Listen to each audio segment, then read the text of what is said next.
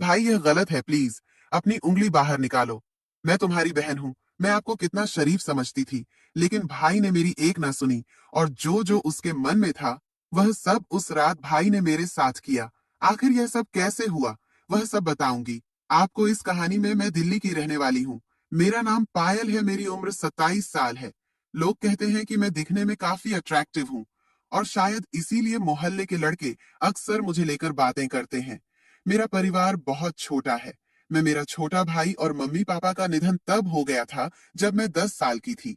Mummy को पापा की जगह बैंक में नौकरी मिल गई और उन्होंने हम दोनों को पाला। अब मैं और मेरा भाई दोनों कॉलेज जाते हैं। ये 3 महीने पहले की बात है। उस दिन सोमवार था और मैं कॉलेज नहीं गई थी। मेरा भाई और मम्मी हमेशा की तरह अपने अपने काम पर चले। घर में अकेली थी और कुछ करने का मन नहीं हो रहा था। मुझे लगा जैसे कोई मेरे पास बैठा हुआ है। मुझे महसूस हुआ कि कोई धीरे धीरे अपनी उंगली से मुझे टच कर रहा है। पहले तो मुझे समझ ही नहीं आया कि यह क्या हो रहा है, लेकिन जैसे ही मैंने हल्के से अपनी आंखें खोली, मैं अंदर तक हिल गई। मेरा छोटा भाई, जिसे मैं हमेशा मासूम और शरीफ समझती थी, वही मेरे पास बैठा था। मुझे यकीन नहीं हो रहा था कि यह वही कर रहा है। मेरा दिल बहुत तेज धड़ करने लगा था और मुझे समझ नहीं आ रहा था कि मैं क्या करूं। कुछ भी कहने की हिम्मत नहीं जुटा पाई। मैं सोच रही थी कि वह ऐसा क्यों कर रहा है। क्या उसने कभी ऐसा कुछ सोचा भी था मेरे बारे में, या फिर यह सिर्फ एक गलती थी। उस पल मेरे मन में बहुत सारे ख्याल आ रहे थे। क्या मैं उसे माफ कर सकती हूँ? क्या यह एक ऐसी घटना है जिसे मैं नजरअंदाज कर सकती थी? लेकिन साथ ही मुझे ना जाने क्यों उस पल में गुस्सा नहीं आ रहा था, बल्कि उल्टा मैं उलझन में थी। शायद मेरी समझ में ही कुछ कमी थी, या फिर मैं उस पल में कुछ और सोच रही थी। कुछ समय बीत गया और मैं अभी भी सोने का नाटक कर रही थी।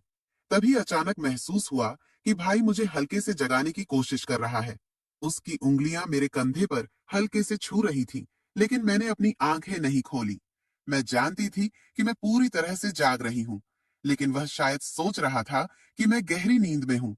धीरे धीरे उसकी हरकतें बढ़ने लगी। पहले जहां वह बस हल्का स्पर्श कर रहा था, अब उसकी हिम्मत और बढ़ने लगी थी। मैं समझ नहीं पा रही थी कि वह क्या कर रहा है या क्या करना चाहता है, लेकिन मैं चुपचाप देख रही थी। मेरे मन में कई सवाल उठ रहे थे। यह मासूम भाई अचानक इतना बदल कैसे गया? उसने ऐसा क्यों किया? मैं समझ नहीं पा रही थी कि वह मुझे नींद में क्या खिलाने की कोशिश कर रहा था। मेरे होंठ बंद थे, लेकिन फिर भी उसने कोशिश की कि मैं कुछ खा लूं। मैंने सोचते हुए जानबूझकर अपने होंठ थोड़े से खोल दिए। मैंने ऐसा महसूस कराया जैसे मैं नींद में हूं और मेरे हठ अपने आप ही खुल गए हैं।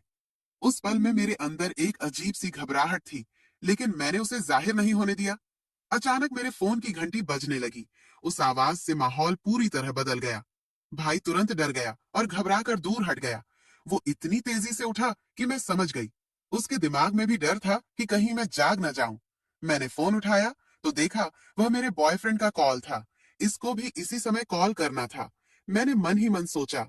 मैंने फोन उठाकर बड़ी मुश्किल से अपने बॉयफ्रेंड को समझाया कि मैं घर के काम में बिजी हूँ।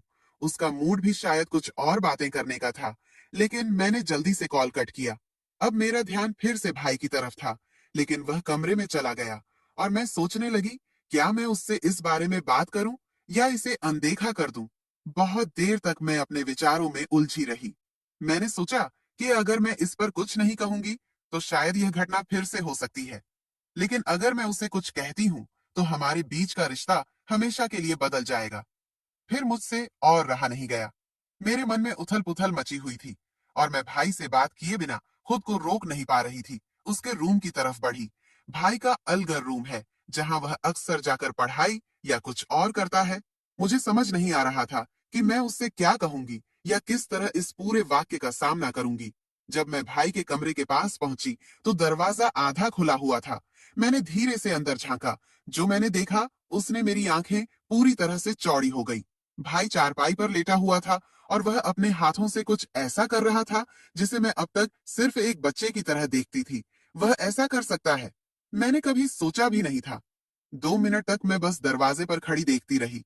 मेरे दिमाग में कई सवाल उठ रहे थे। आखिर उसे क्या हो गया है? क्या वह सच में ऐसा कर रहा है, या फिर मैं किसी भ्रम में हूं? मैंने खुद को शांत करने की कोशिश की, लेकिन मेरी आंखें उसी पर टिकी हुई थी। मुझे पता था कि मुझे कुछ करना चाहिए, कुछ कहना चाहिए, लेकिन मेरे अंदर से आवाज नहीं निकल रही थी। मैं जिस भाई को अब तक मासूम समझती थी, वह मेरे सामने बिल्कुल अलग रूप में था। उसे इस हालत में देखकर मुझे एहसास हुआ कि शायद उसने बचपन से कुछ ऐसा देखा या महसूस किया है, जिसके बारे में मैंने कभी सोचा ही नहीं। मेरे मन में उसके प्रति नफरत नहीं आई, बल्कि मैं उलझन में थी। मैं समझ नहीं पा रही थी कि यह उसकी कोई गलत फहमी है या फिर कुछ और। मैंने धीरे धीरे दरवाजे से हटने का फैसला किया। मुझे नहीं पता था कि अगर मैं उसे इस हालत में टोकूं तो हमारे बीच क्या होगा। मैं मन ही मन सोचने लगी कि उसने मेरे साथ कुछ गलत कर दिया तो उतने में उसने मुझे देख ही लिया, और वही हुआ जिसका मुझे डर था। भाई को मुझे देखकर रहा नहीं गया और उसने मेरे पास आकर वह किया जो वह ना जाने कितने दिनों से करने की चाहत थी। अगर आप जानना चाहते हैं कि आगे क्या हुआ तो मेरे साथ जुड़िए। कल कहानी में दिलचस्पी और भी बढ़ने वाली है। और यदि आप इसे बिल्कुल भी मिस नहीं करना चाहते हैं तो चैनल को सब्सक्राइब करें ताकि हर अपडेट आप तक सबसे पहले पहुंचे। मैं मैं आपकी वही प्यारी फ्रेंड हूं। मिलूंगी अगले वीडियो में। धन्यवाद।